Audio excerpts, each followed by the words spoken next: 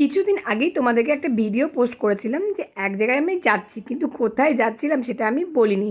চলো আজকে আমি বলি তোমাদের কোথায় গেছিলাম সেদিন। সেদিন আমরা অনেকজন মিলে, দেখতেই পাচ্ছ ভিডিওতে কতজন ছিলাম, তো আমরা সবাই মিলে গেছিলাম মাটিয়ারির রামসীতা মন্দির দেখতে। অনেকজনের মুখেই শুনেছিলাম যে মাটিয়ারিতে রামসীতা মন্দির আছে, কিন্তু ওখানে আমাদের যাওয়া হয়ে ওঠেনি। তাই আমরা প্ল্যান করলাম যে সবাই মিলে চলো আজকে আমরা মাটিয়ারিতে রামসীতা মন্দির দর্শন করে আসি। প্রথমেই একটা কথা বলবো যে মাটিয়ারি যেতে আমার অবস্থা ভীষণই খারাপ হয়ে গেছিলো। জানি না আমার কেন, আমাদের সবারই অবস্থা, কারণ মাটিয়ারি যাওয়ার রাস্তাটা এতটা বাজে ভাঙা ছিল, তো তোমাদের কি বলবো। শেষে তো একটাই কথা যে কষ্ট করলেই কেষ্ট মেলে। কষ্ট করেছি বলি আজ আমরা রাম সীতাকে দর্শন করতে পারলাম। শুধু রাম সীতা কেন, আশেপাশে আরো অনেক ঠাকুর দর্শন করেছি। ঠাকুর দর্শন করে বাড়ি ফিরতে আমাদের অনেকটাই রাত হয়ে গেছিল।